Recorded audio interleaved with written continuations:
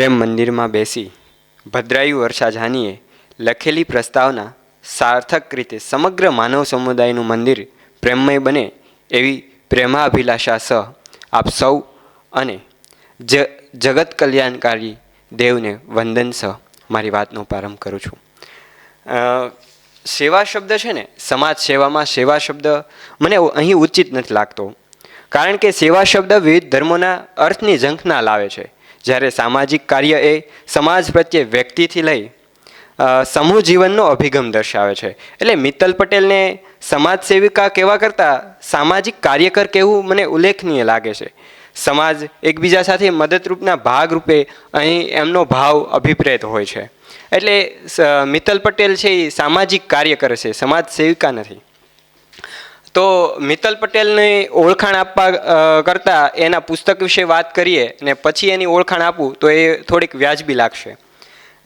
અને એ પહેલાં પણ પુસ્તકમાં એણે વિચરતી વિમુક્ત જાતિ એટલે કે આપણી આસપાસ જે લોકો કોઈ સિઝનમાં કે કાંઈ ચોમાસાની ઋતુમાં કે કોઈ અન્ય ઋતુમાં આવી પડાવ નાખતા હોય ને એ પછી અલગ અલગ સ્થળે જઈને પોતાની આવડત દ્વારા રોજગાર મેળવતા હોય એવા બધા સમાજની અહીં વાત કરેલી છે આ પુસ્તકમાં. અને મિત્તલ પટેલ એ લોકો માટે કામ કરી રહ્યા છે. એટલે પુસ્તકમાં ગુલામીમાંથી આઝાદી એવા શીર્ષક હેઠળ બહુ પાછળ એક ઇતિહાસ આપ્યો છે. મને લાગે છે કે એ ઇતિહાસ એને પહેલાં મૂકવાની જરૂર હતી કે 1871માં ટ્રાઇબલ રાઇટ્સ નામનો એક્ટ બન્યો અને એ નિમિત્તે અંગ્રેજોએ કે અમુક 190 જાતિઓને એણે ગુનાહિત પ્રવૃત્તિ ધરાવતી જાતિઓ તરીકે ઘોષિત કરી અને એમને નજરકેદ કરવી અને કોઈ પણ કાંઈ પણ ગુના થાય તો એ આજુબાજુમાં વિસ્તારમાં હોય તો એ જાતિના લોકોને જ પહેલાં દંડ કરવાની એવી બધી જે પ્રથા હતી એ ઠેઠ 1947માં આઝાદી મળી છતાં પણ એ મુક્ત થઈ નહોતી જાતિઓ એ બધી વ્યથાઓમાંથી. 1952માં ઠેઠ જવાહર નહેરુએ એક નિયમ બનાવ્યો અને કાયદો પસાર થયો અને એ રીતે ઠરાવમાંથી આ લોકો નજરકેદમાંથી મુક્ત થયા હતા. તો આ પુસ્તકમાં અહીં પ્રસંગ કથાઓ છે પણ પ્રસંગ પીડાનો છે અને આ પીડામાંથી જીવતા જાગતા આખા સમૂહ વિશેષની જીવનશૈલીમાંથી એકદમ તળના માનવીઓના સમૂહ જીવનનો તાગ આપતી કથાઓ, તેમના તકલીફો અને મૂંઝવણોમાં ભૌતિક સુવિધાઓ કરતાં સામાજિક સન્માનની એક્યતા સાંધવામાં જે પ્રયાસો આ સમુદાય કરે છે તેની વાત છે. તો ભૌતિક સુવિધા તો હજી દૂરની વાત, જીવન જરૂરિયાતને પહોંચી વળવા કેવી દારૂણ વળખા મારતી પરિસ્થિતિ થાય છે એની વાત અહીંયા મુખ્યત્વે છે. ત્યાર પછી અહીંયા છે ને અલગ અલગ 30 કથાઓ છે કે જેમાં પીડાવાની વાત છે, કોઈ પ્રસંગની વાત છે, મિત્તલબેનના અનુભવોની વાત છે. તો શરૂઆતમાં 2 કથાઓ એવી છે કે મિત્તલબેનને જે આ મુસાફરીમાં જે વિચરતી જાતિઓને મળવા માટે જે મુસાફરી કરવી પડે છે તો એમાં એને કેવી તકલીફ પડે છે. તો રાપરમાં એક કોળી સમાજના પ્રશ્નો માટે એને જવાનું થયું હતું અને એને જે રાત્રે મુશ્કેલીઓ પડી હતી બસ મુસાફરીમાં કે એને ખ્યાલ નહોતો કે અમદાવાદથી કચ્છ જવું હોય તો કોઈએ એવું કીધું હતું કે આખી રાતની મુસાફરી થાય પણ કોઈએ ચોખવટ નહોતી કરી એમ. ને મિત્તલબેનને એમ કે આખી રાતની મુસાફરી થાય તો હું રાતની બસ કરાવું અમદાવાદની. અને જેવા એ બેઠા રાત્રે તો એને રાપર જવું હોય તો સામખિયાળી ઉતરવું પડે. તો એ 2 વાગે સામખિયાળી ઉતર્યા ને પછી ત્યાંથી રાપર જવાનું કોઈ વાહન જ ન મળે અને પછી જે પરિસ્થિતિ સર્જાય છે એની વાત એમણે પહેલી કથામાં કહી છે. એનું શીર્ષક છે એક કાળી રાત. તો એવું થાય છે કે 2 વાગે ઉતરી જાય છે ને પછી કોઈ વાહન નથી બસમાંથી ઉતર્યા પછી. તો એને આખો વિસ્તાર એવો છે ભયાનક છે કે અંધારું છે, પછી ત્યાં કોઈ માણસોની અવરજવર નથી, ત્યાંના માણસોની નજરો ખરાબ છે, ત્યાંના માણસો ઉપર વિશ્વાસ મૂકી શકાય નથી ને એવું બધું એ મનમાં એને એવું લાગે છે એમ. ને પછી એ ત્યાં બસવાળો એટલો સારો હતો તો એને થોડેક આગળ જઈને ઉતારે છે. તો ત્યાં હાઈવેથી થોડે દૂર એક બસ ઢાબા જેવું હોય છે, તો ત્યાં એ ઉતરે છે, પણ ત્યાંના લોકોના મનોભાવ એ સમજી જાય છે, તો ત્યાં રહેતા નથી. તો પછી થોડા સમય પછી એક ચાની કીટલી ઉપર એ બેસે છે ને પછી બીજી કથા પ્રારંભ થાય છે કે હું બીતો નથી. તો એ ચાની કીટલીના જે માલિક છે તો એ દાદા આવે છે અને આ હોઠ જે હાથમાં લાકડી હોય એ ઉગામે છે એમ. ને એ દાદા બી ગયા હોય કે આ કોઈ ભૂત દાકણ કે પેશ માનીને બે એના વાળ છૂટા હોય ને એ રીતે બેઠા હોય, એટલે એ ડરી જાય છે અને એવું કહે છે કે તું કોણ છો એમ. તો એમ કે હું મિત્તલ પટેલ. પણ એ કોણ એમ, એ માણસ જ છે. એવી રીતે વાતચીત કરીને પછી એ કહે કે અહીંયા આવી રીતે કોઈ બાય માણસ અડધી રાતે આવી રીતે બે એવું અત્યાર સુધીના પ્રસંગમાં બન્યું નથી એમ.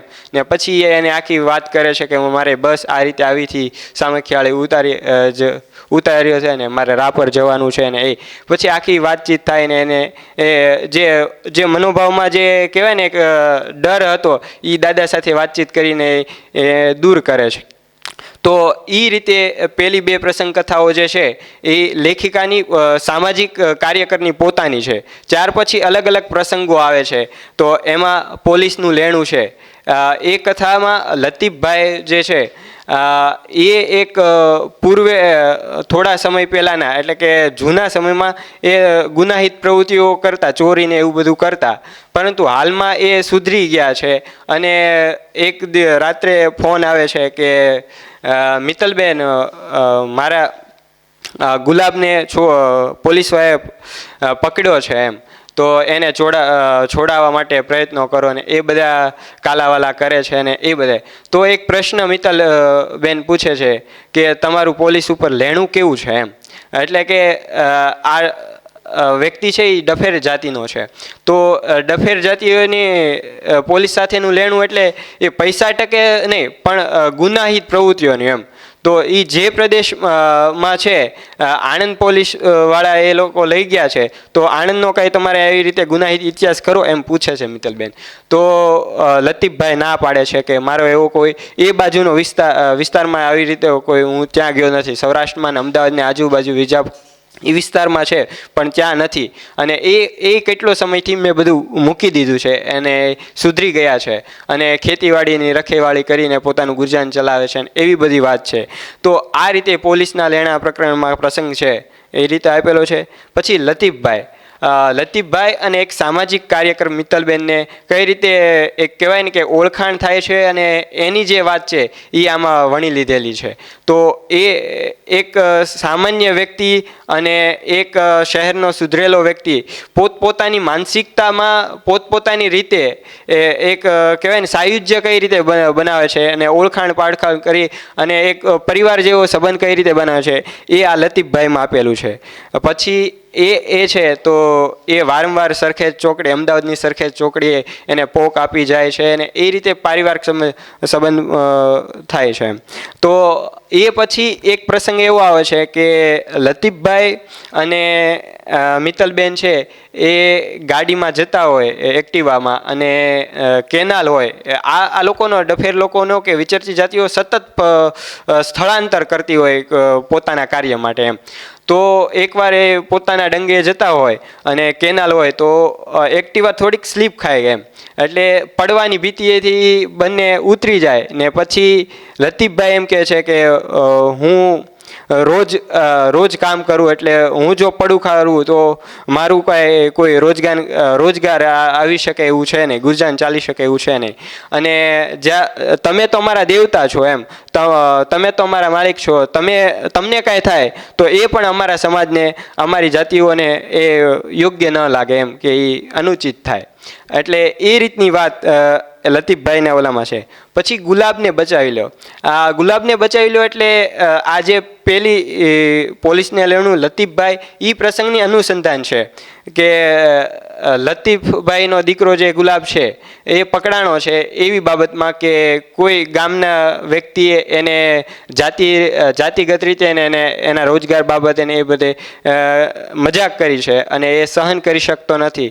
અને આ લોકો આમ તો સહનશીલ બહુ હોય કે કોઈ આવી રીતે ઓલું કરે તો એ વાતચીત કરી અને વધારે પડતું કાંઈ ઉગ્ર સ્વરૂપનો, પણ આ નવયુવાન છે અને એમના લોહીમાં એક તરવાટ છે એટલે એ તાત્કાલિક ઝપાઝપી ઉપર આવી જાય છે.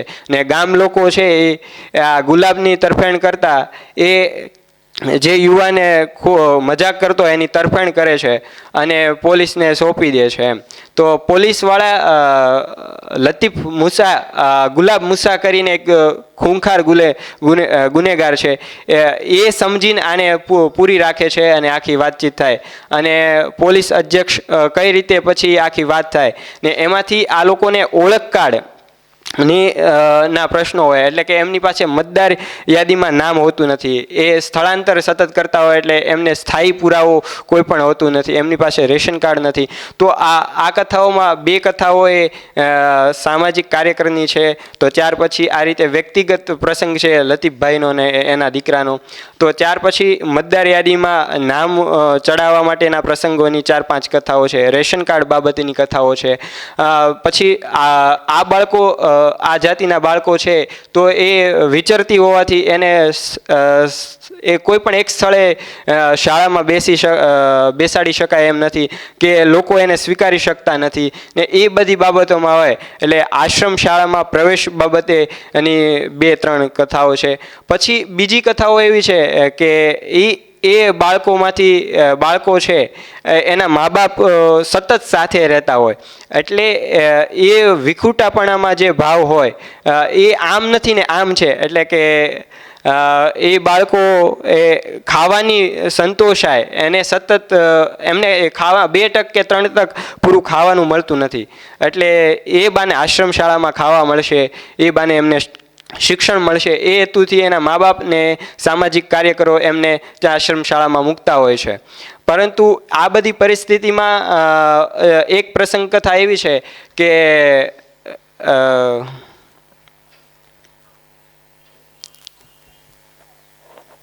હું બળી મળીશ એમ. જે દીકરીની માતા છે એ એમ કહે છે હું બળી મળીશ એમ, મારી દીકરીને લાવો એમ. અહીંયા કે આશ્રમ શાળામાં મૂકી ગયો હોય અને પછી એ અવારનવાર એ મિત્તલબેનને ફોન કરીને કે એનું મને સરનામું આપો તમે. મિત્તલબેન દર વખતે મોટા ભાગે એવું કરે કે આ બાળકોને આશ્રમ શાળામાં કે એવી રીતે મૂકે ને પછી એ કહેવાય ને કે ઋણાનું બંધન માતા પિતાનું હોય તો એ ઓલું કહેવાય ને થોડેક એની રીતે મુક્ત રીતે જીવી શકે એટલે એને વાતચીત ન કરે એમ પહેલાં શરૂઆતના મહિનામાં કે મેં ક્યાં મૂક્યા છે. તો વાત કરવી હોય તો મિત્તલબેન સાથે કરવાની, વાલીઓ અને બાળકો સાથે એ રીતે મળી ન શકે એમ. એવા અમુક બનાવો બન્યા હોય કે વારંવાર અવારનવાર ત્યાં જતા હોય વાલીઓને એવી રીતના. એટલે આ રીતનું ઋણાનું બંધન છોડવા ત્યાં મૂકે તો એક વાલી છે બેન છે તો એ આવી રીતે કહે છે હું ઘાસલેટનું ડબલું લઈ લઉં ને બળી મરું ને એવી બધી વાત કરે છે. અને એ આખી પ્રસંગ એવી રીતે દારૂણ્ય કે કરુણ બને છે.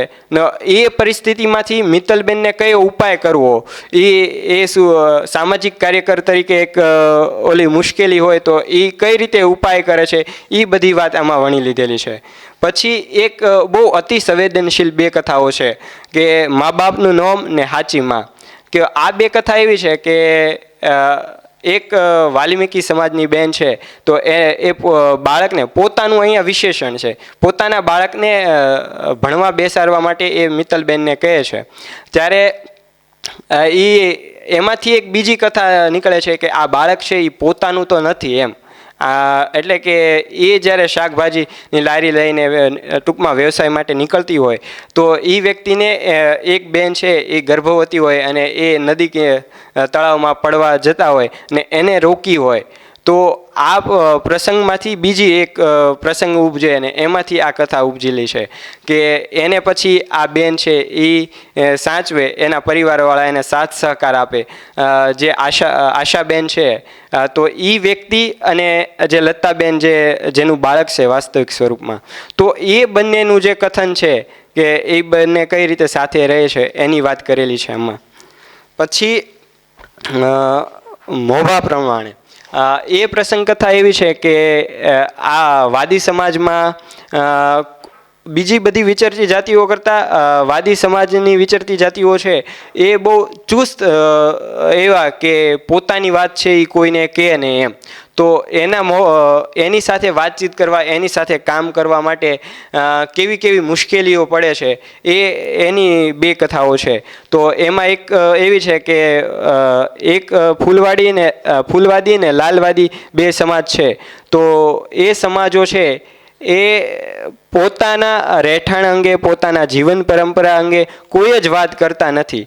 તો એ વ્યક્તિ, તમે એ ડંગામાં ગયા હોય ત્યાંના સમુદાયમાં, તો એ તમને વાતચીત ન કરે, તમારે એના મોભી સાથે જ મળવું હોય. તો 8-8 કલાક કાંઈ પણ ખાધા પીધા વગર મિત્તલબેન કઈ રીતે બધાને પ્રશ્નો પૂછે પણ કોઈ જવાબ આપતું નથી ને જ્યારે મોભી આવે ત્યારે એની સાથે વાતચીત કરવાની હોય ને એ બધી. ને મોભી પણ નગરપાલિકાના ચૂંટાયેલા સભ્ય, એટલે એ પણ આ રીતે સરકારી કામકાજમાં સારું દેખાય એ જ વિચારે, એ કાંઈ બીજા પ્રશ્નોની કાંઈ જવાબ આપે નહીં ને એ બધી પ્રસંગમાં કેવી મુશ્કેલી હોય એ સામાજિક કાર્યકર તરીકે એને જોવાનું એમ. પછી એવું છે કે આ સમાજના લોકોને ઓળખકાર કે રેશન કાર્ડ બાબતે જે છે તો એનું શીર્ષક મસ્ત રાખેલું છે, પરેશાન કાર્ડ એમ. કે એમને કેટલા લાંબા ધક્કા ખાવા પડે ત્યારે એને મળે. અને ચૂંટણી અધિકારી ગજ્જર સાહેબે એને કઈ રીતે ઉપયોગી થાય. એટલે સમાજ એક બાજુ એવું છે કે સમાજ એમને સ્વીકારતો નથી એમ, તો એક બાજુ એવા કોઈ અધિકારી છે, કોઈ વ્યક્તિ છે એને કઈ રીતે મદદ કરે છે એની બે અલગ અલગ પરિસ્થિતિ એ આ પુસ્તકમાં. આમ આ પુસ્તક છે ને એ અનુભવની વ્યથા અને પીડામાંથી જન્મેલું છે. એટલે આને પુસ્તક સ્વરૂપે આપણે સૈદ્ધાંતિક રીતે ન વિચારીને અનુભવ કથન કહીએ તો દોડે એમ, એ રીતનું છે. પછી આમાંથી એક કથા એવી છે કે આ સમાજમાં ખાવા પીવાની, રહેવાની જે તકલીફો છે તો એમાં કઈ કઈ સમસ્યાઓ છે. તો એ લોકો પાસે કહેવાય ને કે સાંજે જમવું હોય તો એની કોઈ વ્યવસ્થા નથી, એટલે કે લાઇટ નથી. લાઇટ હોય તો રાત્રે જમી શકે ને, એટલે એ લોકો વહેલા એમને જમવું પડે અને એ રીતની વ્યવસ્થા કરવી પડે એમ. તો એ સાંજના જમતા હોય, બપોર પછી જમતા હોય તો એમને એ સમયે જો વાવાઝોડું કે કોઈ પવન કે એવી રીતનું હોય તો ખુલ્લામાં રહેવાનું હોય, એટલે એ રીતના ધૂળ ને એ બધું સમેત ખાવાનું હોય. એટલે અહીંયા ધૂળ પણ ખાઈ લેવાની એ શીર્ષક હેઠળ આ વાત કરવામાં આવેલી છે. પછી વાદી બાયુના જોડા દીઠા છે, એટલે આ એક માન્યતા છે કે આ લોકો છે વિચરતી જનજાતિઓ છે તો એ લોકો છે એ બાળકોને લઈ જાય છે. તો અહીંયા માન્યતાઓનું અને વાસ્તવિકતાનું જે વાસ્તવિક સ્થિતિ છે એનું નિરૂપણ બહુ કે ને ઉલ્લેખનીય રીતે આલેખ્યું છે કે વાદી બાઈઓ છે તો એના જોડા શા માટે આ રીતે જાડા હોય એમ. તો એમની પાસે એટલા પૂરતા પૈસા નથી કે નવા બૂટ ચંપલ એ લઈ શકે, એટલે જ્યાં તૂટે ત્યાં એ થીંગડા મારી દે અને એ રીતે ઓલું કરે.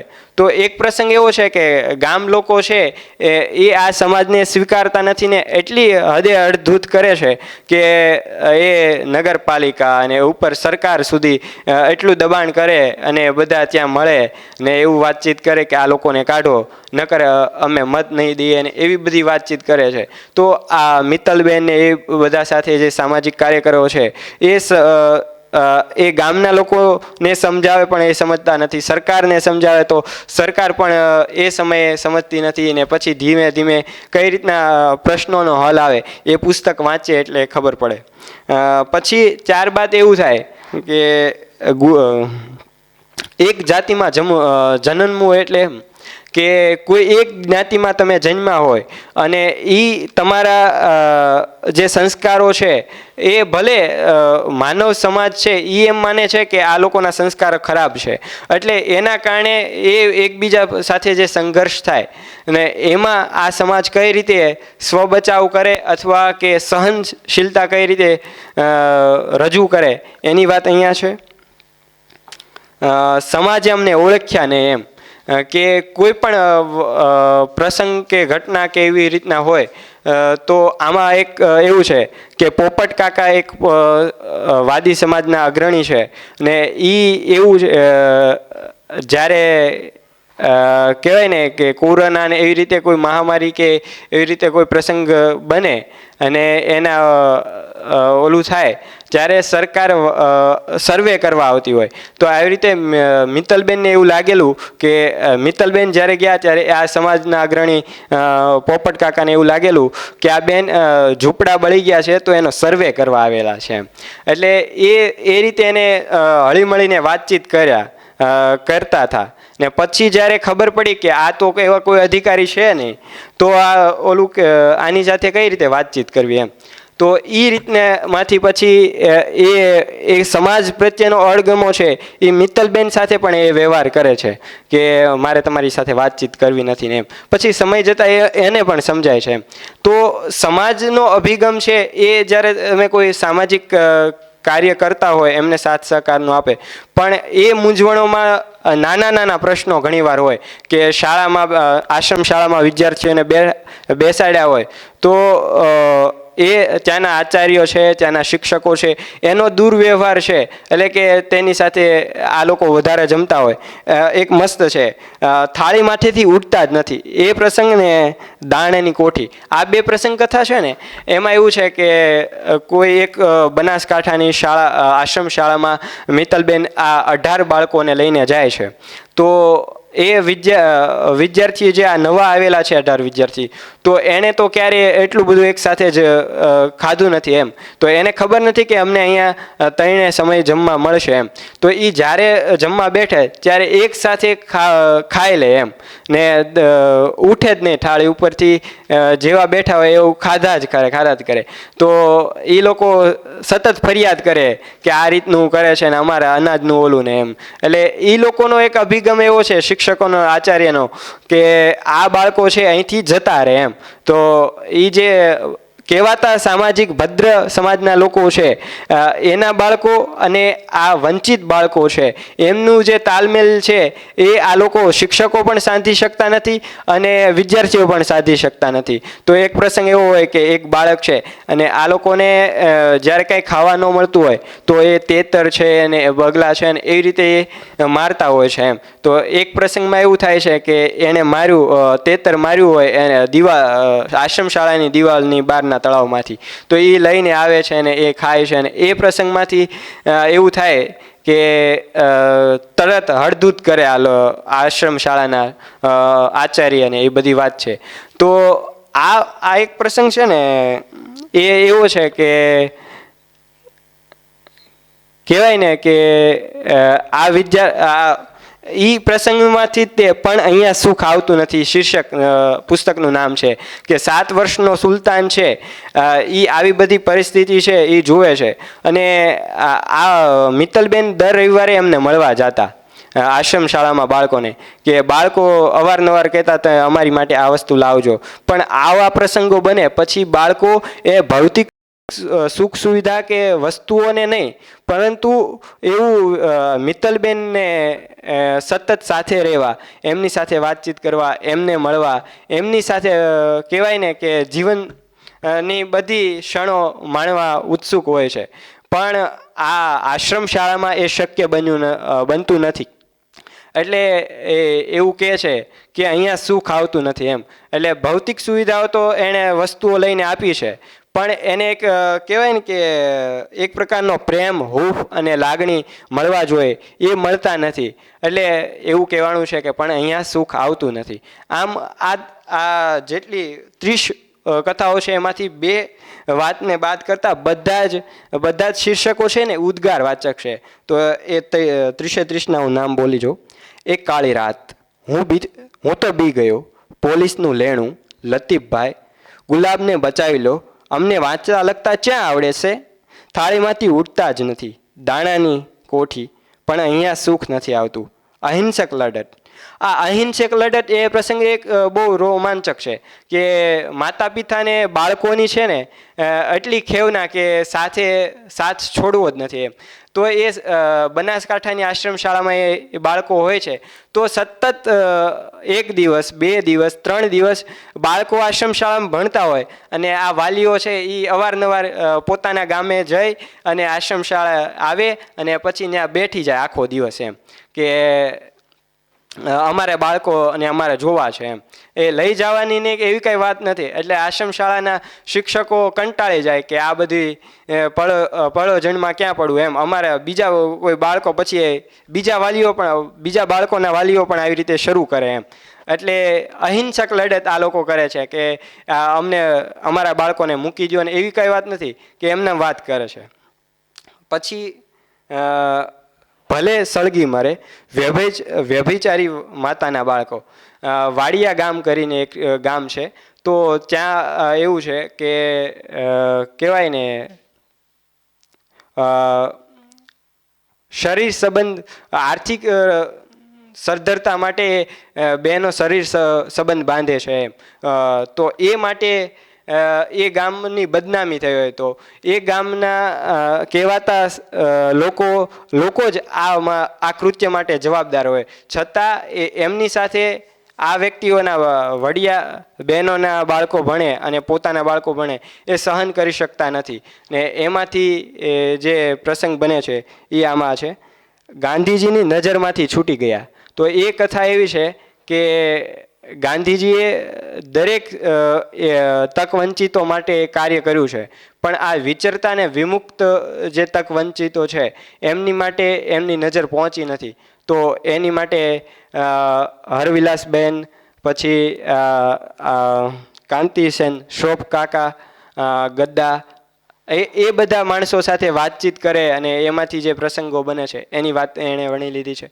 અને આ પુસ્તક છે ને એ 2005થી 2011 સુધીમાં આ પુસ્તકની અત્યાર 3 શ્રેણી પ્રકાશિત થઈ ચૂકી છે.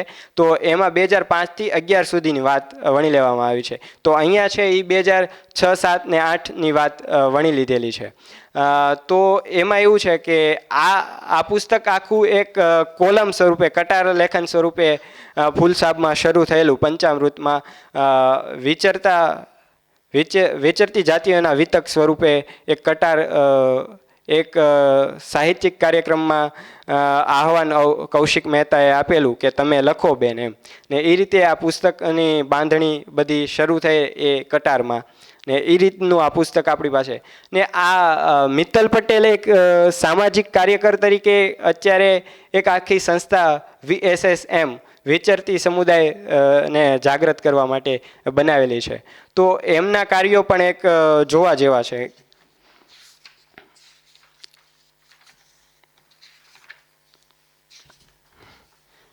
માનવ અધિકાર માટેના કાર્યો કરે છે, સ્વાવલંબન રોજગારી માટેના, શિક્ષણના, ઘર બંધાવી આપવાના, લોક ભાગીદારી થકી જળ વ્યવસ્થાપનના, વૃક્ષારોપણના.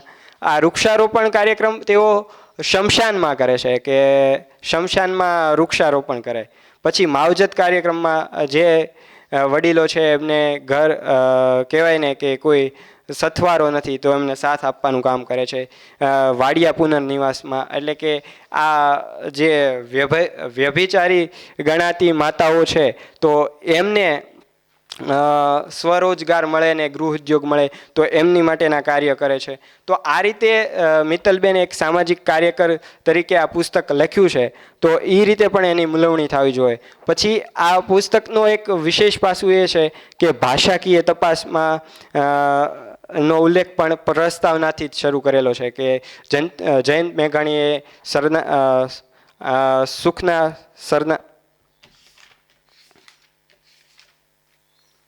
સરનામા વિનાના માનવીઓનું કર્યું હતું. પછી ત્યાર પછી એના ઉમેશ સોલંકીએ એનું પ્રકાશન, પછી આ મુખપૃષ્ઠની વાત પણ એમણે લીધેલી છે, કઈ રીતે બન્યું ને એ બધી.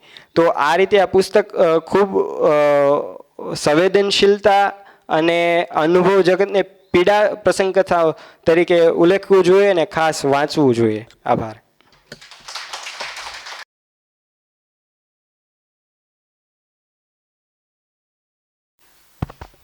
સર્વને મારા નમસ્કાર. આજે મારે પુસ્તક ઈને જાકારો કેમ દેવાય એના વિશે વાત કરવાની છે. તો એ પહેલાં મારા સુધી આ પુસ્તક કઈ રીતે આવ્યું તો એની વાત કરીશ. તો એક દિવસ સર ઘણા બધા પુસ્તકો લઈને ક્લાસમાં આવ્યા. તે સર બધા પુસ્તકોની વાત કરતા હતા. તે થોડું કુતૂહલ થયું કે આ પુસ્તકોમાં શું હશે. ત્યાં મને વિચાર હતો કે સર જો આપે તો આ પુસ્તક હું વાંચું એમ.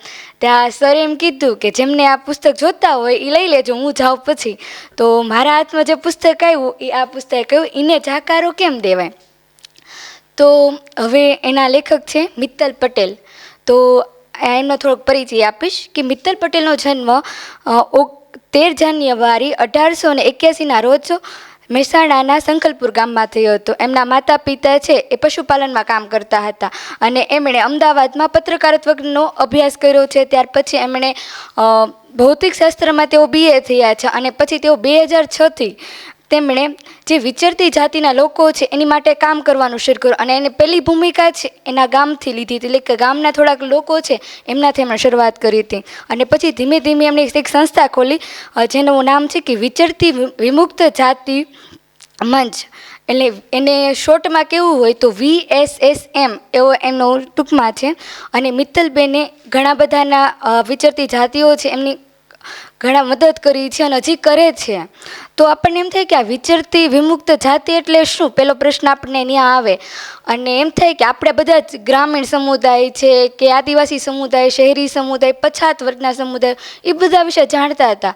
પણ આ શું છે તો આ છે કે એવા લોકો કે જેમને પોતાનું ઓળખ કાર્ડ નથી, કે પોતે ભારતમાં રહે છે પણ એ કયા સ્થાયી નિવાસી છે એમના વિશે એમને ખબર નથી. એમની પાસે પૂરતા કપડાં નથી, પૂરતી રોજગારી નથી કે રહેવા માટે મકાન નથી.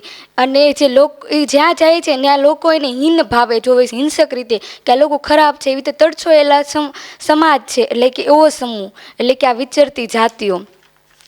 અને આની માટે એટલે કે મિત્તલબેન એમ થયું કે આ લોકો કોણ છે, એની નજીક ગયા, એમને સમજવાનો પ્રયત્ન કર્યો.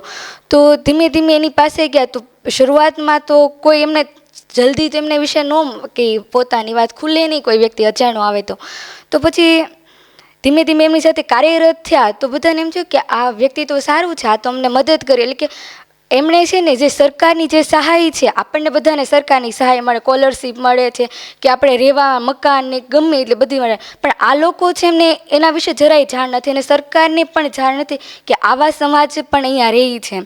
તો એની માટે એ કરે છે. તો એના જે અનુભવો છે એમાંથી એમણે 3 પુસ્તકો લખ્યા છે. એનું પહેલું પુસ્તક છે સરનામા વિનાના માનવી. બીજું છે અહીંયા પણ સુખ નથી આવતું, હમણાં અક્ષરભાઈએ વાત કરી. અને ત્રીજું પુસ્તક છે ઈને જાકારો કેમ દેવાય. એટલે કે આ 3 પુસ્તકો એમણે લખ્યા છે. તો રામ મોરી આ 3 પુસ્તકો આધારે એમને આ વિશે એમ કહે છે કે મિત્તલ પટેલ એટલે કે સરનામા વિનાના માનવીનું કાયમી સરનામું. મિત્તલ પટેલ એટલે કે પણ અહીં સુખ નથી આવતું એવી બાળ ફરિયાદ સામે પાલવ પાથરીને એના ઉંમરે ઊભેલું સુખ. મિત્તલ પટેલ એટલે ઈને જાકારો કેમ દેવાય કે તા મનખે અખંડ આવકારો. એટલે કે આ એમની વાત છે.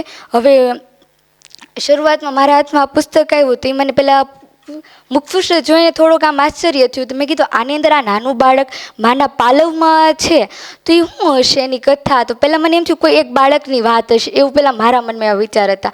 પણ જ્યારે મેં આ પુસ્તક વાંચવાનું શરૂ કર્યું તે માત્ર એક બાળક નહીં પણ એની અંદર જે સ્ત્રીઓ છે પીડિત, જે કેવી પરિસ્થિતિમાં રહી છે ઝૂંપડાની અંદર, જે યુવાનો છે એમના કામ ધંધા માટે કેવી રીતે એ લોકો કેટલી મજૂરી કરે, કેટલી મહેનત કરવી પડે છે, કેવા વૃદ્ધો છે જેમને દવા માટે કે ખોરાક માટે કેટલી શોધખોળ કરવી, એ બધી એમાં વાતો મને ધીમે ધીમે. અને મને ખબર છે કે મેં આ પુસ્તક જ્યારે વાંચ્યું, લગભગ 1 દિવસમાં વાંચ્યું અને મને મૂકવાનું મન નહોતું થતું જ્યાં સુધી પુસ્તક પૂરું ન થયું. એટલો મને અંદરથી મેં કીધું આ કુતૂહલતા જન્મી હતી આ પુસ્તક વાંચતા વાંચતા. તો આની અંદર ઘણા બધા લોકોની વાત છે. અને આમાં આપણે જો વાતને સમજવું હોય તો એ પુસ્તક એવું કહી દે કે જે વ્યક્તિ છે ને પરિસ્થિતિથી મોટો થઈ જાય છે, એની ઉંમર ભલે નાની હોય પણ જવાબદારી અને એની પરિસ્થિતિના કારણે એને મોટો કરી દે છે આ વાત. હવે આ પુસ્તક ક્યાં પ્રકાશિત થયું એને કેવી રીતે એ બધી વાત કરું તો આ પુસ્તક નવનીત ટ્રસ્ટ દ્વારા પ્રકાશિત કરવામાં આવ્યું છે. અને આમાં એમણે અર્પણ છે આદરણીય રામાનુજ, માધવ રામાનુજ, લીલાધર ગડાધર, લીલાધર ગડા, બાલ રામભિયા, પારોલ દંડીકર એમને એને અર્પણ કરેલું છે. અને આ પુસ્તકની જે પ્રસ્તાવના છે એ રામ મૌર્યે લખી છે. અને આનું જે એનું ટાઇટલ રામ મૌર્ય એવું છે કે પાલવ પાથરીને પાયલા ગણ, એવા ટાઇટલથી એમણે લખ્યું છે. અને આ પુસ્તકનો જે ફોટો છે એ ભરત પટેલે એક સમય કે ફોટોગ્રાફ કરવા આવ્યા હતા તે એમણે લીધેલો હતો. અને આનું કવર પેજ છે રમણભાઈ ઝાપડીએ કરેલું છે. હવે આ પુસ્તકના જે વિષયો કેવા કેવા એની અંદર આવે છે તો કોઈ ઘર માટે એટલે હાવ ઝૂંપડામાં રહેતા હોય તો એ લોકોને ઘર માટેનું, પછી જે લોકો બાળકો છે એને ભોજન માટે કેવી રીતે તડપે છે, પછી કોઈ પૂર કે કુદરતી આફતો આવે છે તે એમણે કેવી પરિસ્થિતિનો સામનો કર્યો છે, એમના સુખ, એ બધી એની અંદરના વિષયો રીતે આવે છે. અને આને થોડી ઘણી 2-3 જે કિસ્સાઓ છે બધી તો એમાં એમણે 26 લેખો આપ્યા છે. આ એક જીવનકથા લેખ છે એમનો, તો એની અંદર 26 લેખો છે. એમાંના તમને લેખો એના ઘણા બધા ટાઇટલથી એમણે સંબોધ્યા છે. એની અંદર છે એ કે ઓ મારા લાલ, કે 15 વર્ષનો ગોવિંદ માં બની ગયો, મને ધર્માદ ન ખપે, હરતી ફરતી તિજોરી, એવા અલગ અલગ જે નામો છે એમણે અલગ અલગ ટાઇટલ છે, એવા 26 ટાઇટલો છે. તો હું પહેલું ટાઇટલ છે ઓ મારા લાલ, એના વિશે થોડીક વાત કરું તો એમાં બને છે એવું કે આ લોકો છે ને પરિવાર એ હાવ નદી કિનારાનો વિસ્તાર હોય છે ત્યાં રહેતા હોય છે. તો વરસાદના કારણે એ લોકોને બહુ તકલીફ થાય છે. તો વરસાદ શરૂ થાય તો પાણી આવે છે. તો એના જરીના બેન છે એમ કહે છે કે હવે પાણી આવે છે કે આપણે સામાનને બધું ઉપર લઈ લેવું, કારણ કે ઝૂંપડામાં તો નાના નાના સામાન રાખવું, પાણી આવે તો કેવી રીતે ખાટલા ઉપર મૂકી દે છે. અને તે વરસાદ થોડો ઘણો આવે છે એટલે વાંધો નથી, પછી અચાનક રાતે વરસાદ છે ને બહુ અતિશય વધી જાય છે. અને એના ઘરે નાનું નવજાત શિશુ હોય છે. તો એ જ એને ઊંચે હોય ને ઝૂંપડું, એનાથી ઊંચેની સાઈડ થોડુંક બાંધી દે છે. અને જરીના બેનને છે એટલે પાણી અતિશય વધી ગયું, વરસાદી ધોધમાર છે કે શું કરવું સમજાતું નથી. એટલે બધાને જગાડે છે. આસપાસ થોડાક ઘણા લોકો વિસ્તારમાં રહે છે, એક ઝૂંપડું નથી, 4-5 ઝૂંપડાઓમાં બધા રહે છે. તો બધાને કહે છે હાલો ઊંચાણવાળા વિસ્તારમાં, બધાને ઉતાવળમાં લઈ જાય તો છે પણ એનું જે બાળક છે એ ત્યાં મૃત્યુ પામે છે. એ જ્યારે પાછા ફરે છે તે એમ છે અરે મારો લાલ, એટલે કે એના છોકરાને ત્યાં મરી ગયું છે. જોવા જાય છે લઈ ત્યાં પાણી બાળકને ઉપરથી વહી ગયું છે. તો ન્યાય બેન છે એક એવો શબ્દ બોલી જાય છે કે આખું વાક્ય, આમ તો કર્મનો ઉદય પણ નહોતો અને થયો ત્યાં આવો કમોત, હજી કે દુનિયામાં આવ્યું છે હજી કે એને કર્મ નથી કર્યું ત્યાં એનું મોત થઈ ગયું કમોત એમ. અને આની અંદર એને જાકારો કેમ દેવાય એની એક નાની અમથી વાત પણ મૂકે છે કે એ લોકો ઝૂંપડામાં રહે છે તો પાણીના લીધે ઘણી વખત જીવજંતુ, નદી કિનારે તો સાપ છે, વીછી છે, બધા હોય જીવજંતુ એ આવી જાય. તો ત્યાં એક ભાઈ એને પૂછે છે કે આની અંદર સાપને એવું આવી જાય છે તો તમને ડર નથી લાગતું કે તમને કવડી જશે ને એવું? તો કે ના ના, એ બિચારું ડરેલું પ્રાણી છે, એને તે કંઈક આશરો જોઈએ ને. તો કે એની જાકારો કેમ દેવાય? ત્યાં એ ભાઈ છે નૂર મોહમ્મદ ભાઈ, એ એમ બોલે છે એને જાકારો કેમ દેવાય? તો પછી સાપ કે તમે આ સાપ પછી કઈ રીતે તમે એને મૂકી આવો કે શું કરો? તો કે જો પાણી થઈ જાય ખુલ્લું વાતાવરણ છે ધીમે એની રીતે જતો રહે, અથવા તો ડરી ગયો હોય ને તો પછી અમારે એને કોઈ જગ્યાએ પકડીને એને મૂકી આવવો પડે ખુલ્લા મેદાનમાં. એટલે કે એ પ્રાણી પ્રત્યે એની માનવતા આપણને દેખાઈ આવે. એટલે કે આખી ઓ મારા લાલ એમાં આટલી બધી વાત છે. પછી મને ધર્માદા ન ખપે, એટલે આપણે થાય કે આ વિચરતી જાતિના લોકોને ધર્માદો આવે, એવું કંઈ આવે? આપણને એવો પ્રશ્ન તરત થાય. તો એની અંદર હા આવે. એમાં એવું છે ઘટના એવી બને છે કે દેવાભાઈ છે ને એ નશાના કાફીના અતિ બંધાણી છે. અને આ માત્ર મિત્તલબેન છે ને એક વસ્તુ નથી કરતા કે ખાલી વિચરતી જાતિઓને સરકાર તરફથી બધી સહાય આપી દેવી, પણ જે આવા નશાના બંધાણીઓ છે એમને પણ એટલી જ મદદ કરે છે. તો એમને કહે છે કે આ તમે આ એક કાર્યક્રમ ગોઠવવામાં આવે છે કે જે નશાના બંધાણ એ મૂકી દે તો એમને સરકાર તરફથી જે લાભ મળે છે હું એ તમને સુધી સુવિધા પહોંચાડી અને હારે એ સન્માનપત્ર પણ એક આપે છે. અને દેવાભાઈ અચાનક એટલું બંધાણ હતા ને એમાંથી પાણી મૂકી દે છે માતાજીના ઓલા સોગંદ લઈને. અને માતાજી એટલે કે પછી થોડો સમય જાય છે એટલે એના મોઢામાં ચાંદા પડવા મળે છે. તો એ ડરી જાય છે થોડાક. આમ એને વિચાર્યું કે મોઢામાં ચાંદા, એટલે એ કનુભાઈ એટલે કે કનુભાઈ છે એ મિત્તલબેનની હારે કાર્યકર માણસ છે એમની સાથે જોડાયેલા.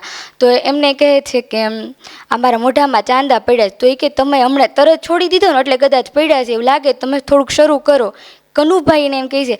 તો દેવાભાઈ છે તો એ કે ના ના મેં તો પાણી મૂક્યું છે, હવે હું એ ન કરું એમ. એટલે એ મૂકી દીધું પાણી. એને પછી રાજકોટના દવાખાનામાં એ દેખાડે છે સારવાર કરે. તો એ કેન્સર આવેલું છે. તો એ કે શું કરવું, તો તમારે ઓપરેશન કરવું પડશે. એટલે મોઢાનું ઓપરેશન કરાવે છે. તો ઓલા ભાઈને એમ થાય છે કનુભાઈને કે મેં બિચારાને પીડામાં નાખ્યા બંધાણીને ઓલું કરીને. તો કે ના ના તમે મને ઉગાર્યો. દેવાભાઈ એમ કહે છે કે તમારી લીધે હું જીવતો રહીશ, હજી 2-5 વર્ષ જીવીશ, નહીંતર તો મારું મૃત્યુ નજીક આવી ગયું હતું. પછી સાજા થઈ જાય છે. પછી થોડા સમય પછી પાછા ચાંદા એના મોઢામાં પડવા મળે છે.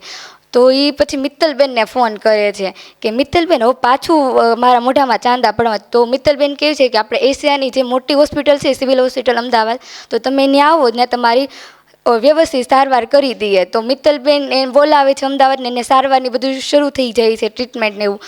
તો એમ થાય છે કે આ ભાઈ એટલા બધા પૈસા થોડાક આપી શકશે, સિવિલ હોસ્પિટલનો ખર્ચો એટલો મોટો હોય. તો મિત્તલબેન કહે છે કે હું તમારા પૈસા ચૂકવી દઈ. તે ત્યારે દેવાભાઈ એમ કહે છે ધર્માદાનું મને ન ખબર કે તમે મારા બૂન કહેવા, મારે તમારી પાસે લેવાનું હોય પણ તમને દેવાનું હોય. મેં ખાલી માત્ર તમને મારા બેન નથી માન્યા પણ પન્ના માનેલા બેન તમે છો. એટલે ન્યાય એમ વાત આવે છે એટલે કે હું દેવું કરી લઈશ, પછી હું હાજો થઈશ ને તે હું દેવું ઉતારી નાખીશ ને હું વધારે મારા જે પૈસા વધશે ને એમાં હું તમને સેવામાં ભાગ આપીશ. એટલે કે આની અંદર આવી એક વાત છે. પછી બીજી એક વાત છે, કાયાને ગંધાતી રાખવી પડે. કાયાને ગંધાતી રાખવી એટલે આપણને એમ થાય કાયાને ગંધાતી કેવી રીતે રાખવી. કોઈને થોડું ગમે આપણે ગંદા હોય, આપણને ખુદને ન ગમે કે આપણું શરીર ખરાબ હોય, વાસ આવતી હોય. પણ એમાં સ્ત્રીઓની એવી વાત છે કે ચોમાસાની ઋતુ ને એવું બધું છે એટલે કે બધું તો મિત્તલબેનને બધે પરિચય માટે જાય છે બધાને. તો એમ કહે છે કે તમારે પાણીની સુવિધા નથી. એ લોકો એવા સમાજમાં રહે છે. તો મિત્તલબેનને પાણીની સુવિધા, ઘરની સુવિધા એવી બધી સુવિધા કરી દે છે. અને પછી એમ કે તમારે આ બસ થોડા સમય પછી મળવા જાય છે ને ત્યારે તો એ લોકો થોડાક અસ્તવ્યસ્ત ને એવી રીતે હોય કે કેમ તમે આવી રીતે, કે પણ અમને કાયા ગંધાતી રાખવી નથી ગમતી, પણ સમાજના અમુક એવા તત્વો છે એના લીધે અમારે અમારી કાયાને ગંધાતી રાખવી પડે છે. એટલે કે અમારી ઉપર જો અમે વ્યવસ્થિત તૈયાર સારા હશું તો બધા અમારી ઉપર ક્રૂરદ્રષ્ટિ કરશે. એટલે એ લોકોને સ્ત્રીઓને એક ડરી છે ત્યાં. એટલે એ બાબતે કાયાને ગંધાતી રાખવી પડે એ લોકો, એ વાત અહીંયામાં છે. પછી બીજું છે 14 વર્ષની તેજલ. તો આ 14 વર્ષની તેજલ છે એનું એક ઘટના છે, એ પણ એક આમ રસપ્રદ છે. એની પાછળ એવું છે કે એના માતા પિતા છે ગુજરી જાય છે અને એને 3 બહેનો છે, ભાઈ નથી, અને જવાબદારી તેજલ ઉપર આવે છે.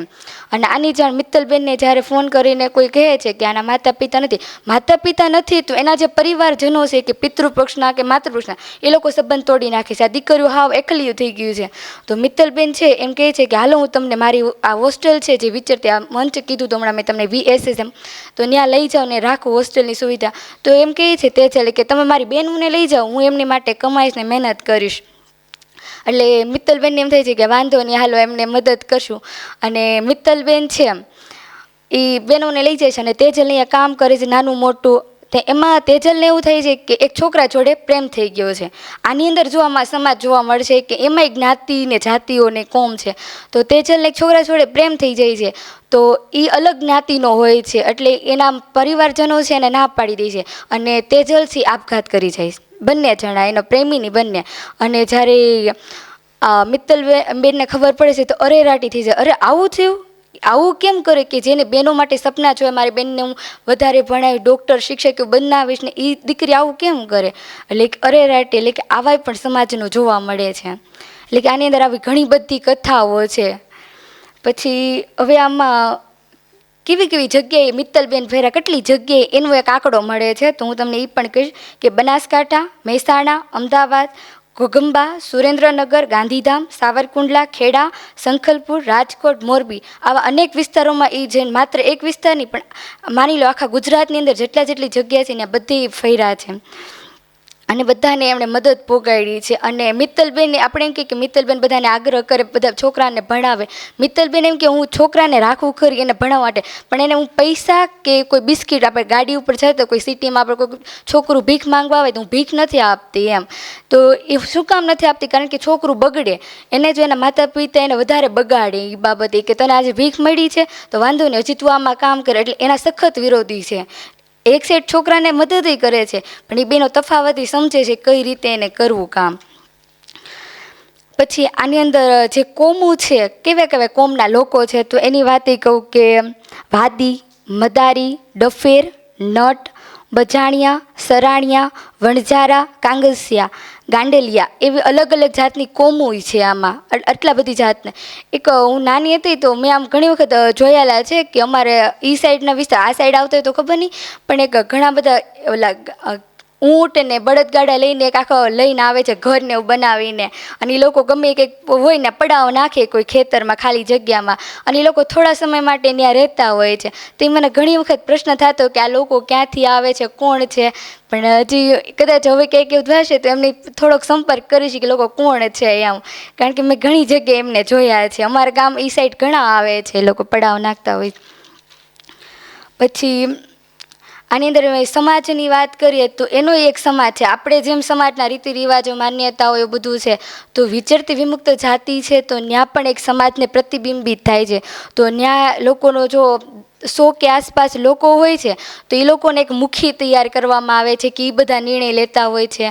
પછી એ ન્યાય શ્રદ્ધા અંધશ્રદ્ધાના વિષયો છે, ત્યાં પણ કૌટુંબિક જે સમસ્યાઓ છે એમાં પણ જોવા મળે. એક સમસ્યા તો એવી છે કે એના પતિ છે એટલું કામ કરે છે, એના વૃદ્ધ માતા પિતા છે એ બીમાર છે, અને પત્નીનો એટલો ત્રાસ છે કે તમે જેટલું કમાવો છો હું બધું તમારા માતા પિતાને દવા પાછળ જ નાખી દેવું, એવું એની પત્ની સતત ને સતત ત્રાસ આપે છે એના પતિને. અને પછી છેલ્લે એનો પતિ છે એ આપઘાત કરે છે. કેટલો કામ કરે છે એ છોકરો, છેલ્લે આપઘાત કરવાનો એનો વારો આવે છે. એટલે કે કરુણ સ્થિતિ પણ એ સમાજમાં આપણે જોવા મળે છે. માત્ર આપણા સમાજમાં થાય એવું નથી, એ સમાજમાં પણ થાય છે. ના પણ રીતિ રિવાજો અને માન્યતા, શ્રદ્ધા અંધશ્રદ્ધા એક છે મને પૂર ફેળું, એની અંદર છે ને માતાજીનું એક આખ્યાન રાખે છે. એટલે કે એમાં એમ છે કે માતાજીની કરે કે એને માનતા રાખે કે મારું જો કામ થઈ જાય ને તો હું માતાજીનું એક આખ્યાન રાખીશ, એનું નામ હું ભૂલી ગઈ છું. અને એક બીજી એક ઘટના છે, એમાં એના પરિવારમાં બહુ બધી તકલીફો આવે છે, એટલે એના માતાજીના સંભાળે કે હું ઉઘાડા પગે હું એને માતાજીના દર્શને જઈશ, એવું એક વૃદ્ધ સ્ત્રી કહે છે. એટલે કે આવા ન્યાય સમાજમાં બધા માતાજીઓ, ધર્મ બાબત એ બધી વાતો છે. પછી મિત્તલબેને ઘણા બધા કાર્યો કરે છે, એટલે કે માત્ર કોઈને દઈને પછી આમ છૂટી ગયા એવું નહીં, પણ એ સમયાંતરે છે એ બધાની નોંધ લે છે, અને બધા લોકો છે જ્યારે જ્યારે જરૂર પડી છે ત્યારે બધાએ મદદ કરી છે. તો એમના ટીમ વર્ક છે જે હંમેશા કહેવાય કે ટીમમાં હોય ને તો એ કામ વધારે સરળ અને ઝડપી થઈ જાય, બધા સુધી પહોંચે.